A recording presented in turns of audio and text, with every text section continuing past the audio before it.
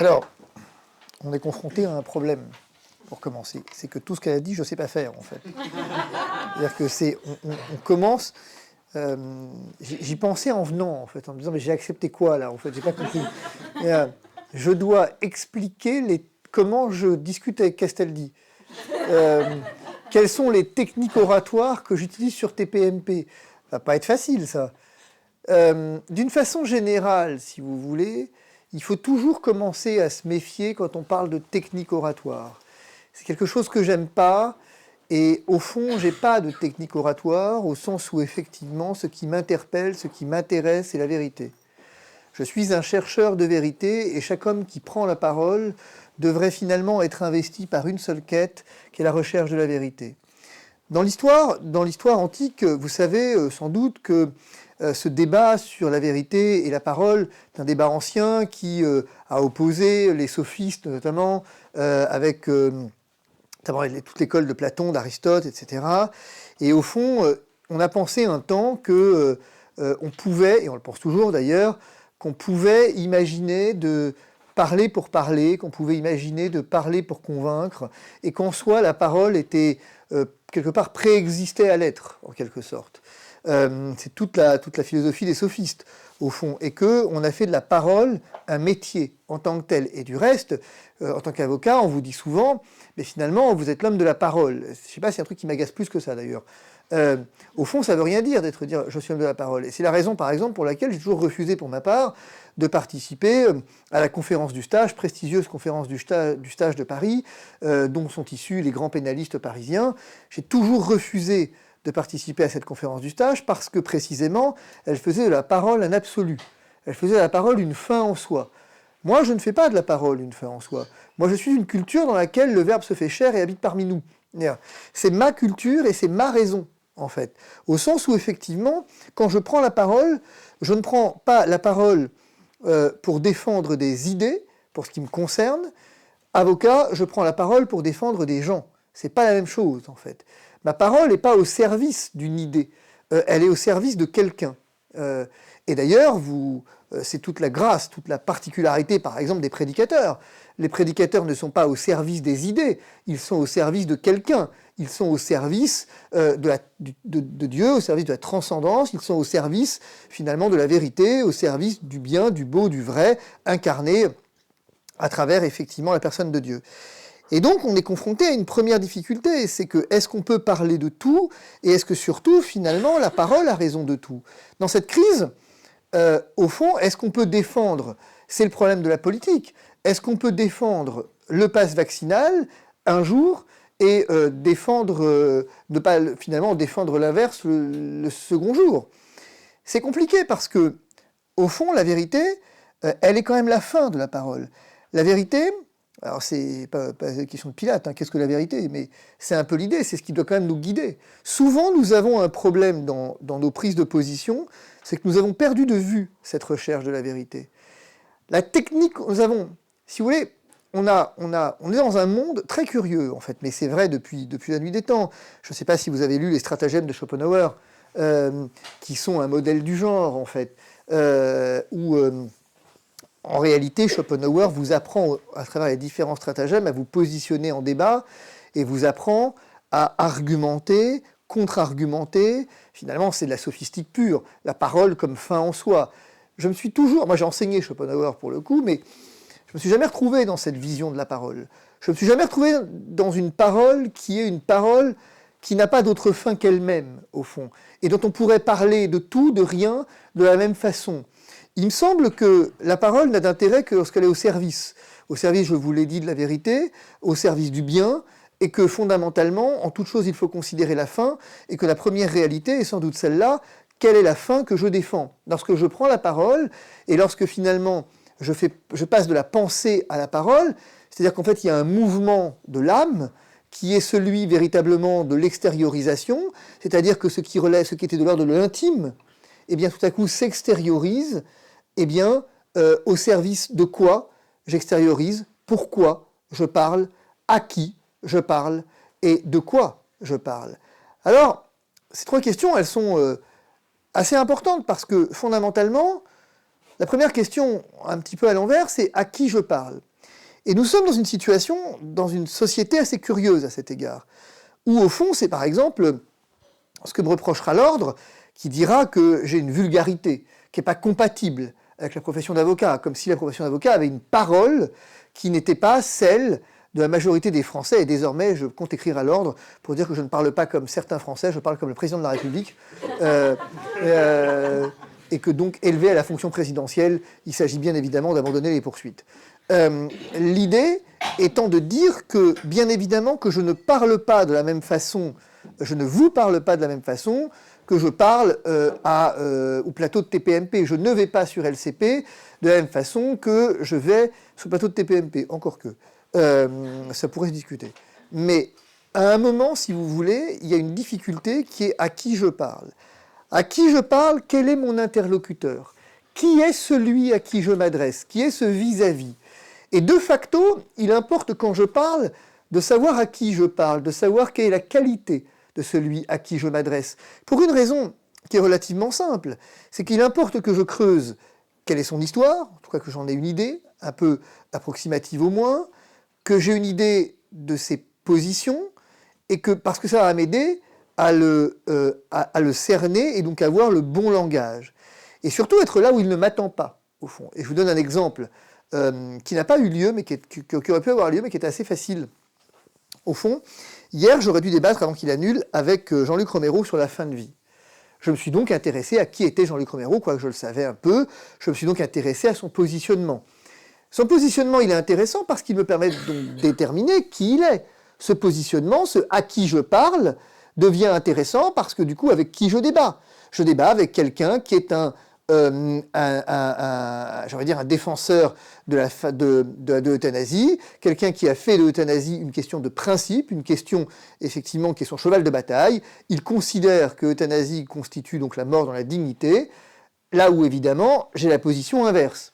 Et donc, ce que j'apprends de lui, en me renseignant un tout petit peu, c'est qu'au fond, il a une idéologie. Il défend politiquement une idéologie, et dès lors, ça va m'intéresser parce que si je m'adresse à lui en connaissant ça, déjà, j'ai envie de vous dire, je connais quelque chose de mon adversaire, si je puis dire, et je sais déjà une force ou une faille. Voilà, si je débat, j'ai refusé un débat, là, pour plein de raisons, mais qui va se faire dans quelques semaines avec Éric Zemmour. Éric Zemmour n'est évidemment pas Jean-Luc Romero. Éric Zemmour n'est évidemment pas Jean-Luc Mélenchon. Et qu'à ce titre, bien évidemment que je ne m'adresse pas à lui de la même façon que je m'adresserai à Jean-Luc Mélenchon, puisqu'il importe de savoir qui il est, donc à qui je parle. Le à qui je parle va permettre, en plus d'éviter quelque chose qui est très intéressant et très important dans les débats, c'est de blesser. Alors, blesser, parfois, ça peut être une manière de faire. Il peut arriver que je cherche à blesser l'autre parce que c'est salutaire parfois, parce que j'en ai besoin parfois, parce que plein de raisons, je cherche à blesser l'autre. Alors on essaie de le faire le plus rarement possible, parce que le but n'est absolument jamais de blesser quelqu'un pour le blesser et de laisser finalement une cicatrice durable qui va en plus... Mais les attaques ad hominem sont une stratégie de débat, sont une stratégie de la parole, parce que précisément, à qui je parle, eh bien parfois, lorsque j'ai la connaissance de l'autre, naturellement ou moins, artificiellement parfois, je vais effectivement provoquer une attaque ad hominem, une blessure propre. Le à qui je parle est fondamental aussi parce que tout homme est une histoire sacrée, et donc à ce titre, ça m'intéresse de savoir quelle est l'histoire de l'homme à qui je m'adresse. Est-ce que finalement c'est un homme qui hésite? Je ne m'adresserai pas forcément de la même façon, sur le débat sur le pass, à quelqu'un qui est véritablement un pro-pass, de quelqu'un qui hésite. Je ne m'adresserai pas de la même façon à un médecin que je m'adresserai à un politique ou effectivement à un étudiant, peu importe. Donc la qualité de la personne à qui je parle permet l'individualisation de la parole. Il n'y a pas de parole générale, il n'y a pas de parole abstraite. Une parole, elle est toujours concrète. Et c'est d'ailleurs, vous le remarquez, ce qui fait la qualité d'un enseignement, c'est qu'en général, un enseignement, on le dit, il est vivant, il est intéressant lorsque nous avons dit « Ah il était vivant, il faisait vivre son cours ». Ben oui, parce qu'une parole, elle est vivante, précisément. Le verbe se fait chair, je vous l'ai dit. dans la grande tradition, hein, non seulement au-delà de la foi, mais dans la grande tradition, le Verbe se fait chair, et s'il se fait chair, eh bien naturellement, il y a une espèce de puissance de la parole. Jamais, je le disais en manif il y a quelques mois, où je disais, méfiez-vous des gens qui arrivent sur un podium et qui commencent à bien parler. Cela, il faut s'en méfier, quoi. En général, quel que soit le discours, méfiez-vous des gens qui parlent bien. Mais c'est vrai, parce que la parole il y a une fascination de la parole, précisément parce que la parole rejoint. La parole, elle est l'instrument de liaison. Et donc, je vous l'ai dit, elle est le passage de la pensée intérieure à l'extériorisation.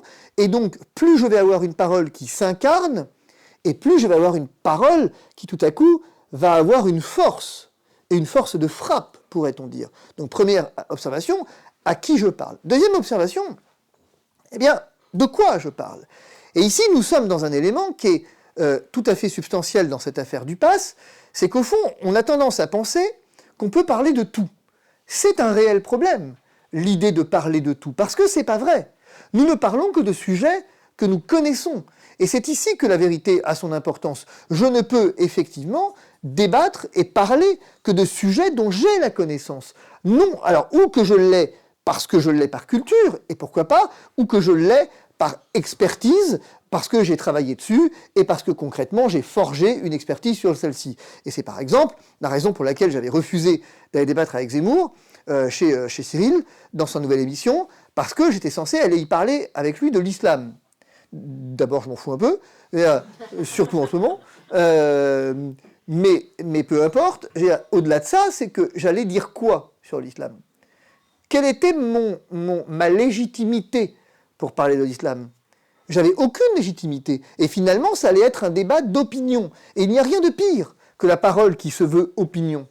Parce que toute opinion, et dès lors, nous avons un débat d'opinion, mais le problème, c'est que, ou alors tous les opinions se valent, et le débat n'a aucun intérêt, ou tous les opinions ne se valent pas, et ce qui est bien mon point de vue, mais ils ne se valent pas parce qu'ils s'appuient sur une expertise, ils s'appuient sur une vérité, et si nous perdons le sens de la fin, qui est le sens de la vérité, eh ben nous avons un problème, parce que finalement, nous nous retrouvons à avoir un débat un débat de comptoir de café, ou TPMP, mais genre, c'est un peu l'idée. Mais c'est pas faux, TPMP est pas faux en cela. Ce que disait Cyril est très intelligent et très intéressant. Il disait, en réalité, et c'est très intelligent ce qu'il disait, les chroniqueurs sont représentatifs de l'opinion, on pourrait le prendre au sens de l'opinion publique, mais de l'opinion, c'est-à-dire des gens qui se forgent une opinion à partir des discours des experts que vous êtes, donc le débatteur. Le problème, c'est qu'il a raison sur le fond, et c'est pas bête de le dire comme ça. Le problème, c'est qu'encore faut-il que les experts aient une expertise. Encore faut-il que les experts aient une parole qui est une parole expertale, et souvent vous vous apercevez dans cette crise de quelque chose d'intéressant, c'est qu'on nous répond, qu'on me répond à moi, quasiment tout le temps d'ailleurs maintenant, enfin un peu moins maintenant, mais on a compris qu'il fallait pas trop, me dire, mais vous n'êtes pas médecin. Et comme si on décrochait, parce que c'est intéressant de vous parler de ça, parce qu'on décroche la parole de celui qui la porte. N'est autorisé à porter une parole que celui qui, et c'est pas bête, a une légitimité pour ce faire. Le médecin dans la crise, c'est une crise sanitaire, donc j'interroge un médecin. Il y a une expertise, bam. L'intuition est bonne, la réflexion est bonne, à moitié. À moitié. Parce que cette crise, elle est tout sauf médicale. Donc ça, c'est nul. Pour plein de raisons. Mais c'est pas inintéressant d'ailleurs, parce que on a fait de cette crise une expertise médicale. On a dit, bah oui, dans la parole publique, et c'est ce que je vous disais, on a donc donné raison à mon propos en disant, bah ce qui importe, c'est ce que je vais dire, et donc ce que je vais dire, c'est ce que je le rejoins avec qui va le dire, c'est l'expertise. Je suis un expert, et donc je n'ai pas une opinion, mais ma qualité d'expert, je suis médecin, ma qualité d'expert vaut expertise. Sauf qu'on décroche. Sauf que c'est pas vrai. Parce que je suis un expert que j'ai une expertise. Parce que je suis médecin que j'ai une expertise. C'est-à-dire, quand Jérôme Marty vient vous parler de la santé publique, le mec, il est généraliste, quoi. C'est-à-dire, à Toulouse. Donc, je veux bien voir, je pense que j'ai traité plus d'épidémies en santé publique dans ma carrière que lui. Mais bon. Et c'est très intéressant, je vous repense, si je le refais immédiatement. J'ai un problème avec les journalistes depuis un moment, qui est très amusant, c'est que les journalistes ne m'interrogent jamais sur la crise en tant que telle, sauf quelques-uns. C'est la grande intuition de Cyril qui était bonne, mais sinon, on va vous interroger. Ah, vous êtes avocat, donc vous êtes un spécialiste de la défense. Mais vous, votre boulot, c'est la défense. Vous n'avez pas le droit d'avoir une expertise sur autre chose que la défense.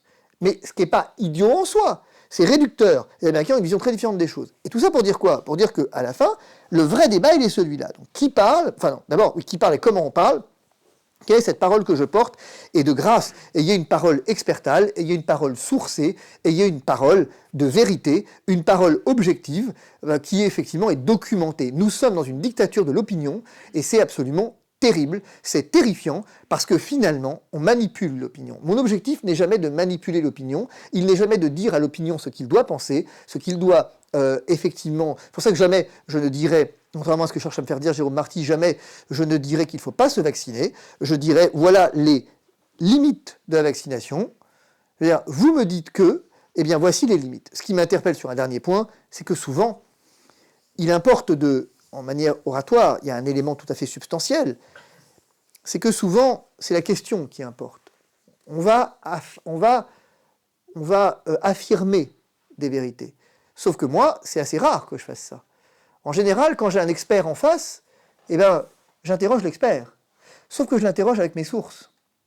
Et si vous avez remarqué quelques émissions intéressantes, c'est quand je dis à Laurent Alexandre, « As-tu lu l'étude de l'adresse ?»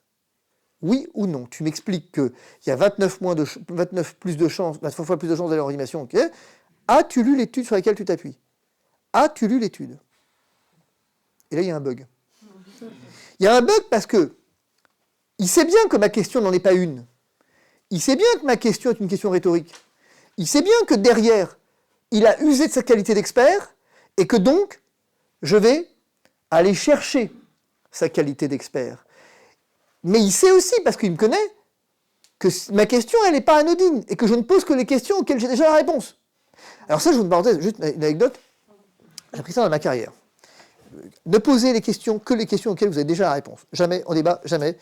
Juge d'instruction, un jour, dans un gros dossier pénal, pose une question à mon client, juge très sympa, à Tours, pose une question à un client, il dit « Monsieur, donc étiez-vous présent sur les lieux entre 18h et 22h ce 22 janvier ?» Question qui était un peu stupide, pas prévue, et moi je commence à gueuler en disant « Mais attendez, vous rigolez quoi? Non mais qu'est-ce que cette question? Ah bon. » Puis moi aussi j'en ai une, monsieur, question. Est-ce que vous êtes d'accord pour dire que, eh bien, à cette même date, votre épouse n'était pas là? Je suis l'instructeur qui me regarde et qui me dit, vous avez la réponse? Bah, j'ai la réponse, je ne posais pas la question. Je dis, ok, alors on va le laisser répondre et on verra après la réponse si vous voulez que je note la question. Alors je m'indigne.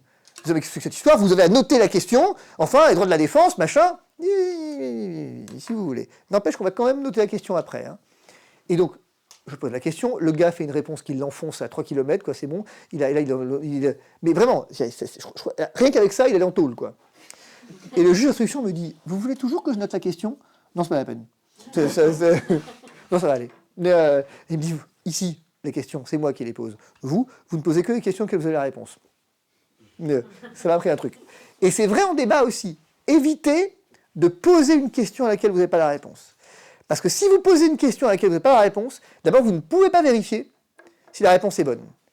Et ensuite, vous avez affaire à quelqu'un qui peut faire la réponse qu'il veut.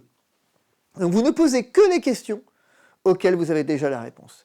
Il vous faut absolument la réponse à la question que vous avez posée, et votre question n'est qu'une question rhétorique. Et Laurent Alexandre est un bon exemple. Très clairement, as-tu lu l'étude? Parce que soit la réponse était non, et c'est une mauvaise réponse, parce que du coup, il vient vanter une étude qu'il n'a pas lue, soit la réponse est oui, mais ce que lui ne savait pas, enfin, lui se doutait que je l'avais lu, ce qui n'était pas vrai en l'occurrence.